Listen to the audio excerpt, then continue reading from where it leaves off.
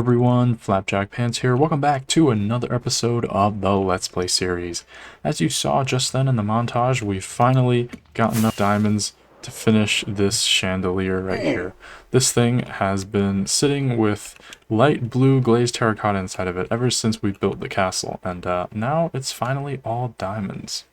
I've done a little bit of building off camera and decked out our wool farm interior. So if you remember a while ago I said that I would come in here and finish it. If you remember before, it was literally just the walls and this carpet. But now I've added in all of the colors with the banners and the candles, a bunch of plants here that can be used to make dyes, and then there's a few tricks I want to point out here. First, I did like a gradient here on this leather armor. I think that really makes it stand out here. It's almost like it's like drying in the middle of the dyeing process, and it's just here on display. And then right here too, there's these vats of dye and there's banners inside of them. That's not what today's episode is going to be about though. I want to set up a guardian farm. If we just head in this direction away from the new city, you can see right here there is the ocean monument that we raided way back when to get the sponges in order to drain the area under the Combrutor. Well, today I've got some gravel on me, and if I look inside my ender chest here, I've got even more, because today we're going to drain this monument and turn it into a proper guardian farm. Alright, so as you can see right now, I have mining fatigue, and that's a little strange because I already cleared this guardian temple. What happened was I trim chunks every time I update, and I've just recently updated to the latest version of the game, and I think by doing that we've reset this temple by accident. So I'm gonna have to come in here and clear it up again.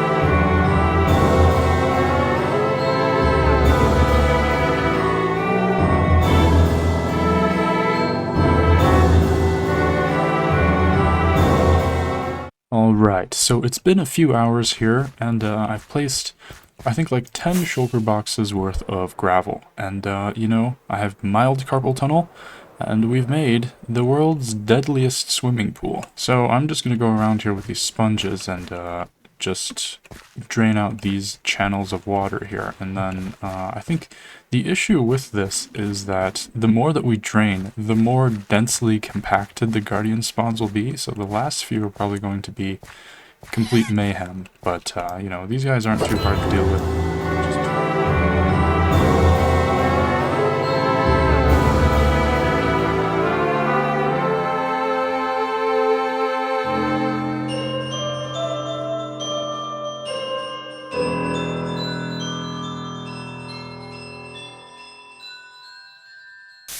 This has been my life for the past few hours once again. So at this point in time in our ocean monument here, there's still a little bit of excavating left to do.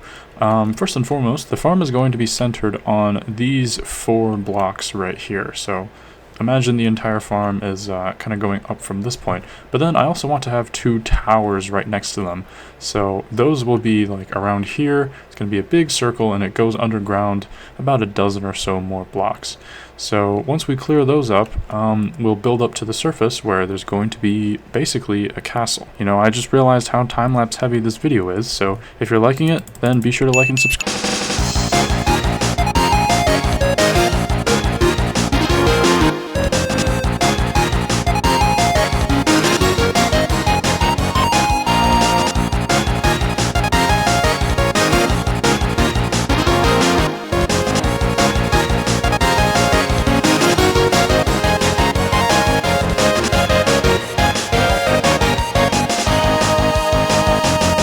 Alright, so we're done excavating these two towers here and a little room underneath, of course, for our farm. And there's some peculiarities that I've seen here in both. As you can see right there with the monster spawner, I actually ran into a mine shaft. This is a cave spider spawner, which I did not expect at all. And it actually looks like this entire thing is a slime chunk too. Without further ado, I'm going to get started on the collection system. So basically, we could come down here from the towers. There's going to be a big spiral staircase in both, but I think the fastest way is going to be to have a portal right here. There we go. So this way we can teleport directly down here. This is going to be our storage slice design. I've been iterating this over the years. As you can see, in this particular model, I'm using a lot of decorated pots to save on lag. Now we just put this down here, connect it up. So basically what's going to happen is items will flow down from the filters, and then they'll make their way into this first chest. And then once this and the hopper above it fills up, it'll end up in the bulk storage where it ends up in that bottom chest. And actually, this barrel right here is for the shulker boxes themselves. And, you know, this is not too complicated of a system, even though it is pretty big. I'm just going to work on duplicating this design.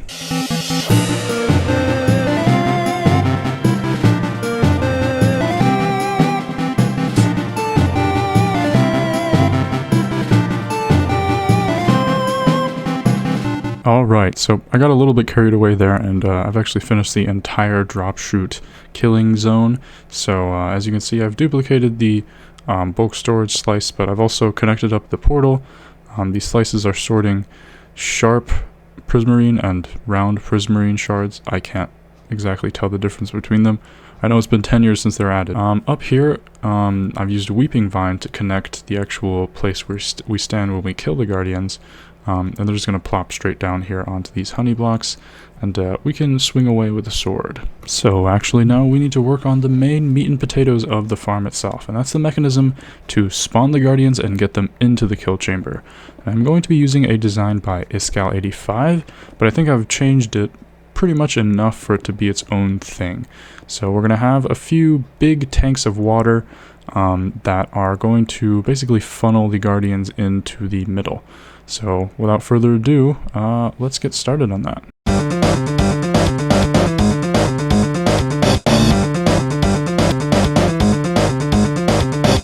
Oh man, alright. So I'm done placing all of the blocks. I haven't flooded it with water yet because once we start, there's basically no stopping it. So basically there's these two main tanks that have soul sand on the bottom that are going to push the Guardians up to the middle. And then here there's scaffolding on top, because scaffolding is a one-way block. Once the Guardians go up, they can't go down. We're using glass panes here on the edge because normally when the Guardians flow over, they actually jump over the trench that I have in the middle, and so the glass panes kind of trick out their AI a little bit and prevent that from happening. Here in the middle there's these two smaller tanks which I'm using just to get a little bit extra spawn rates out of this entire setup. In Iskal's original design he didn't have these, but we're adding them here. I think without any further ado, let's start flooding this top platform here with some ice. I don't think the ice isn't going to generate because the scaffolding is in a full block. I need to get better at this game. Alright, I'm back here with a bunch of water buckets, and now we're cooking with gas. And so I'm going to get a time-lapse started to flood the entire farm, basically, and then I'll also light up some nearby caves so that we can really see what this beast is capable of.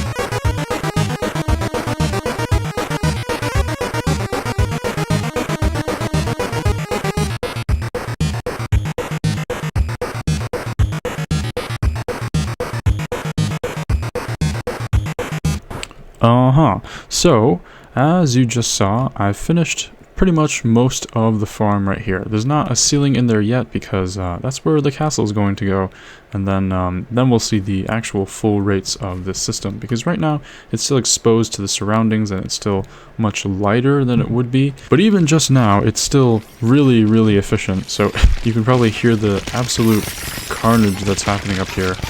I had to change up this farming area a little bit because, as you saw, they spilled out and were all over the place. So if you can even hear me right now over them, look at how quickly we're getting all of this stuff. I placed probably around 4 or 5 stacks worth of torches underground in the caves, and in doing so, we got way more diamonds than I got strip mining. It took probably like the same amount of time too, so I guess from now on, when I want to get diamonds, I'm just going to find a big cave and excavate that, because that is way, way faster. Another thing I'd like to talk about is the fact that most of the caves that we saw were actually water caves. So it was only deeper down that there was actually air block caves. As you can see, like, there's these massive underwater areas that are completely spawn proof to begin with. So without any further ado, let's get started on the actual castle that's going to go over all of this. Oh my goodness, they're here too.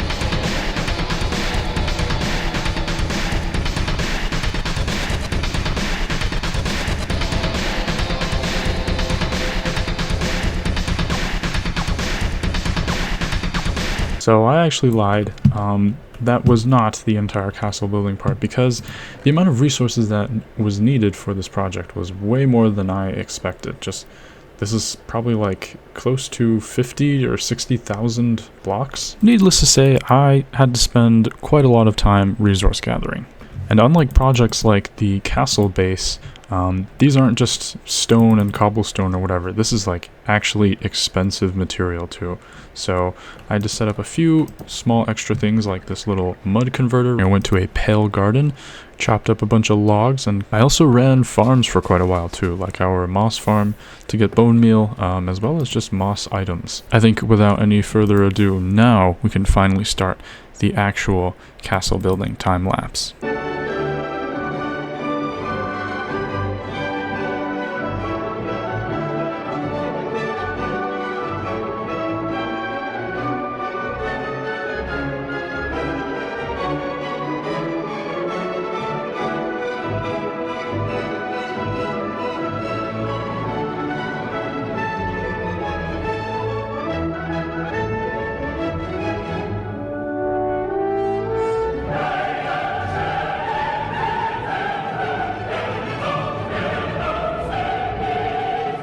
Okay, so I've finished the main exterior walls here of our castle. I still haven't put in the 2 big towers here in the middle. I'm going to do that in just a second, but there's a lot I want to talk about with kind of how I've made these walls, because this is probably one of, if not the most complicated build I have ever done. So if we look here from a distance, there's probably not too much you would notice. Of course, there's a lot of subtle shading here. We're going from gray to white and then back to gray again to kind of show the weathering and then also the shadow. But once we come up close here, you'll notice I did a lot of very careful work with glass panes. For here, it's to kind of intentionally shade certain areas. So as you can see, I put gray glass there, and then everything else is light gray or white. If we didn't have the glass, it would just be the normal default game shadings, which is quite dark on sections of diagonals like this, and it looks very jagged, doesn't look very smooth. And so we use the panes there in order to kind of smooth out the lighting way more. As you can see from here, the edges of the blocks are not nearly as apparent. And all of these tricks I didn't really want to use in the new city, or I didn't really have a chance to use in the new city, because these really work the best in builds that you're supposed to look at from further away. As you saw in the time lapse, I put these little cannons here. There's a bunch of cannons here on the exterior. Once again here, I'm using fence gates here. This is the pale fence gate to really kind of draw the walls outward into like a full block thickness. If we look at it from the outside, like, Yeah, you can tell that there's that slight little edge right there, and that gives it just that one tiny bit more detail. Without any further ado, let's finish up these two big towers.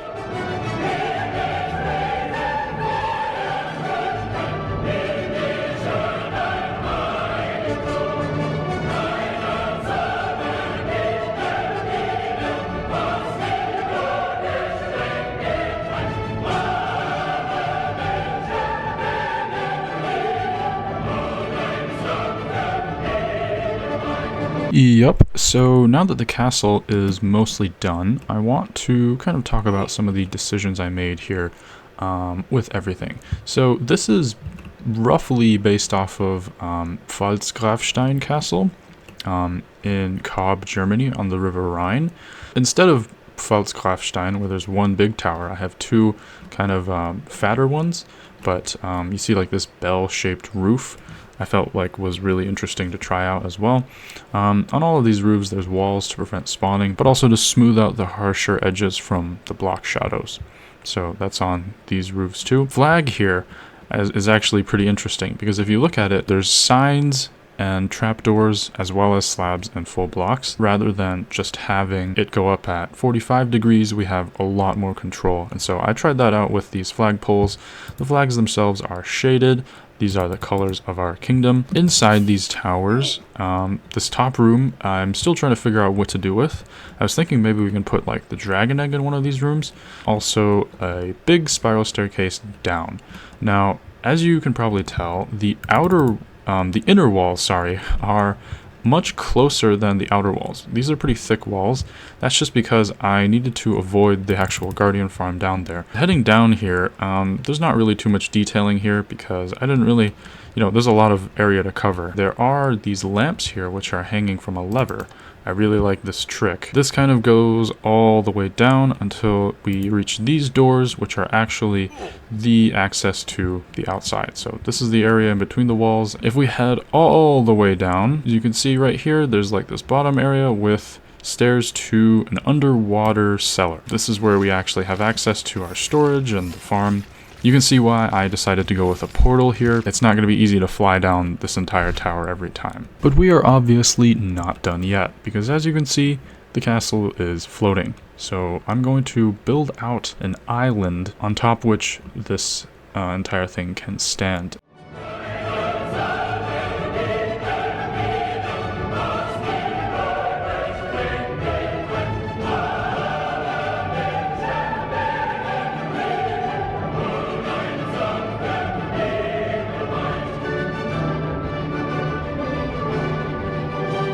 Last few bits of bone meal. Alright, I think that'll do it.